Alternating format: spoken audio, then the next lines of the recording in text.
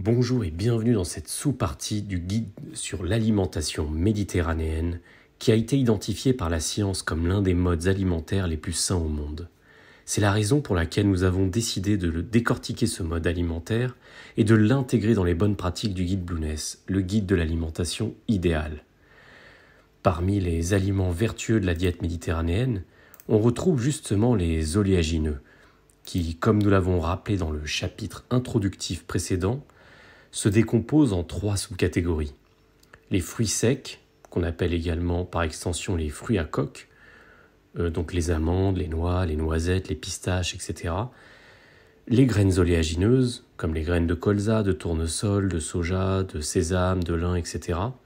Et enfin les fruits frais oléagineux, comme l'avocat, l'olive ou la noix de coco. Ce sont précisément les fruits secs oléagineux que nous allons traiter dans ce podcast. Comme nous l'avons rappelé, toujours dans le chapitre introductif précédent, les oléagineux ont de nombreuses vertus pour la santé, en particulier lorsqu'ils sont consommés en petite quantité dans le cadre d'une alimentation globalement saine, c'est-à-dire faible à tempérer en glucides, équilibrée en bonnes graisses et modérée en protéines, qu'elles soient animales et ou végétales. En protéines d'ailleurs de qualité, bio et faibles en produits transformés. Une alimentation qui est somme toute à la croisée de l'alimentation méditerranéenne et low carb. Toutefois, les propriétés nutritionnelles des oléagineux ne se valent pas forcément, et c'est ce que nous allons voir dans les informations qui vont suivre et qui sont d'une importance capitale, afin de mieux envisager la consommation de ce genre d'aliments. Ce chapitre aura pour vocation d'aider à identifier, parmi les noisettes, les amandes ou les noix par exemple, quels sont les fruits secs oléagineux à privilégier pour la santé et pour la ligne en fonction de leurs apports en antioxydants, de leur balance oméga 3, oméga 6 et de leur teneur plus ou moins élevée en acides gras saturés. Cette partie ne concernera que les fruits secs oléagineux et nous aborderons les graines oléagineuses et les fruits frais oléagineux dans les podcasts suivants. En fonction de certaines diètes, nous allons voir qu'il vaut mieux en privilégier certains au détriment d'autres, tout en apprenant à quantifier leur consommation afin d'en tirer le meilleur pour la santé. Pour bien comprendre ce podcast, il faudra néanmoins reprendre celui consacré à l'apport optimal en protéines, en glucides et en lipides, c'était le podcast précédent, et qui expliquait comment mettre en place un bol alimentaire idéal qui respecte notamment la bonne répartition en matières grasses. Une fois ce chapitre compris, on sait alors comment respecter les apports recommandés en oméga 3, en oméga 6 et en oméga 9, mais aussi en graisses saturées. Voici donc la liste ultime des fruits secs oléagineux, leurs caractéristiques propres, leurs vertus et enfin ceux qu'il faudrait privilégier et dans quel contexte. Le contenu qui va suivre est un extrait gratuit du podcast complet dédié aux fruits secs oléagineux et que vous retrouverez sur le site blueness.com. Alors commençons tout d'abord par l'un des fruits secs oléagineux les plus connus, à savoir l'amande. L'amande est un fruit sec oléagineux qui est d'origine proche-orientale. Elle est toujours d'ailleurs très consommée là-bas, que ce soit nature ou dans les pâtisseries orientales. L'amande s'est élargie dans tout le bassin méditerranéen sur le plan historique, puis dans d'autres régions arides du monde. La consommation d'amandes, notamment, serait particulièrement efficace pour réduire le risque de maladies cardiaques, car les nutriments qui sont contenus dans les amandes améliorent la santé des vaisseaux sanguins ainsi que la fonction artérielle. Leur richesse en magnésium est bénéfique pour le système nerveux et la relaxation des muscles. Leurs antioxydants permettent de lutter contre le vieillissement cellulaire et pourraient diminuer les risques d'apparition de cancer, tandis que leur teneur en vitamines et en minéraux permettrait de lutter contre le déclin cognitif, notamment grâce à la présence de la riboflavine et la L-carnitine qui permettent de prévenir efficacement la maladie d'Alzheimer. Enfin, les études semblent montrer que la consommation d'amandes en petite quantité aurait un effet hypocholestérolémiant, c'est-à-dire qu'il ferait baisser le cholestérol, en particulier le LDL. Enfin, les amandes sont riches en protéines, en vitamines du groupe B et E, en magnésium, en phosphore et en fibres. Et elles ont un faible index glycémique. Elles permettent donc de prévenir certaines maladies chroniques, comme le diabète, et elles permettent d'améliorer la sensibilité à l'insuline, ce qui va, comme vous le savez maintenant, dans le sens d'une meilleure santé générale et d'un poids contrôlé. L'amande a une charge glycémique très basse, de 3. Elle contient plus de 20 grammes de protéines au 100 grammes, seulement 5 grammes de sucre au 100 grammes, seulement 1 gramme d'amidon et environ 12 grammes de fibres, ce qui en fait un très bon aliment dans une diète modérée en glucides. Par ailleurs, elle contient seulement 3,9 grammes de gras saturés et plus de 30 grammes d'acides gras monoinsaturés, ce qui en fait un aliment sain, méditerranéen typique. En revanche, il ne faut pas abuser des amandes, étant donné tout d'abord leur densité calorique, mais aussi leur apport quasi inexistant en oméga 3, ce qui leur confère une balance oméga 3, oméga 6 un peu défavorable.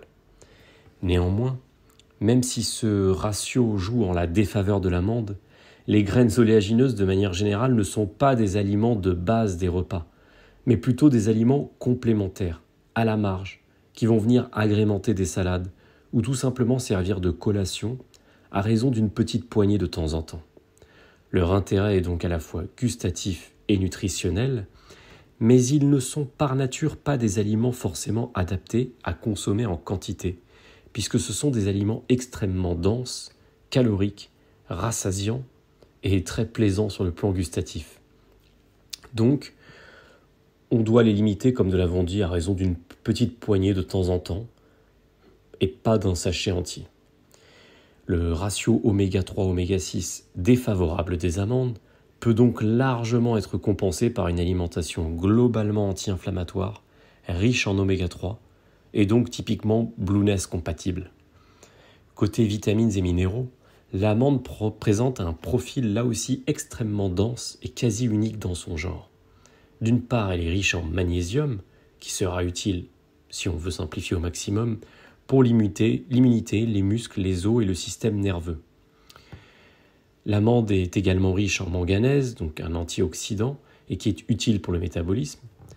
Riche également en cuivre, donc utile pour l'hémoglobine et les tissus, en phosphore, utile pour les os, les dents et plus généralement les tissus, en fer, vous le savez, donc utile pour l'oxygène et les globules rouges, en zinc, utile pour l'immunité, la testostérone, et c'est également un antioxydant, en calcium, utile pour la santé osseuse, musculaire et sanguine, et enfin en potassium, qui est dans de petites quantités, attention, utile pour la santé cardiaque.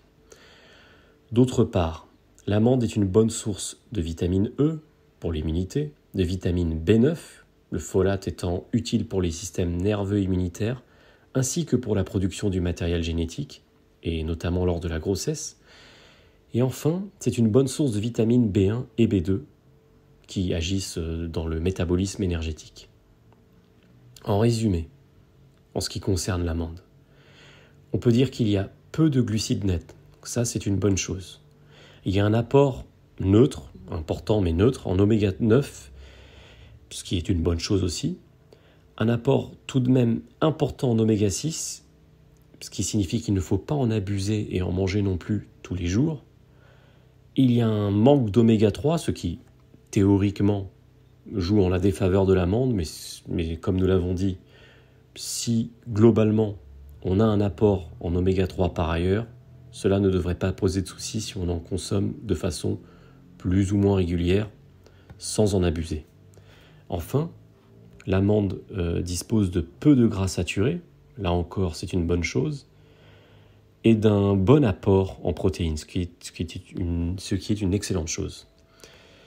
Ça en fait donc un très bon choix de collation dans des proportions raisonnables et une collation qui est compatible dans des proportions très faibles avec une diète cétogène et totalement compatible avec une diète généralement low carb et méditerranéenne. Voilà pour l'amande. Dans la suite du podcast, nous verrons les propriétés nutritionnelles des noix, nous verrons quels sont les meilleurs entre les noix de pécan et les noix de Grenoble. Nous verrons également s'il faut consommer des noix de cajou, mais également des noix de macadamia. Nous verrons aussi si la pistache est saine pour la santé et dans quel cas. Nous verrons enfin la cacahuète, même si ça n'est pas un oléagineux mais une légumineuse. Nous verrons la noix du Brésil, la noix du pili, et nous aborderons évidemment la noisette, avant de dresser donc le classement ultime des meilleurs fruits secs oléagineux, à la fois pour la santé et pour la ligne. Et en plus de cela, nous allons voir dans quel type de diète il est possible pour chaque fruit sec oléagineux de les intégrer ou s'il faut plutôt les limiter. Et cela en fonction de chaque type d'alimentation, que ce soit la diète cétogène, l'alimentation globalement low carb, mais aussi s'il faut ou pas consommer ce genre de fruits secs oléagineux dans des diètes standards relativement transformées. Nous verrons que les choses ne sont pas aussi simples et le classement sera extrêmement utile lorsque vous ferez vos choix au supermarché. Je vous dis donc à très vite dans la zone membre du guide Blueness sur blueness.com.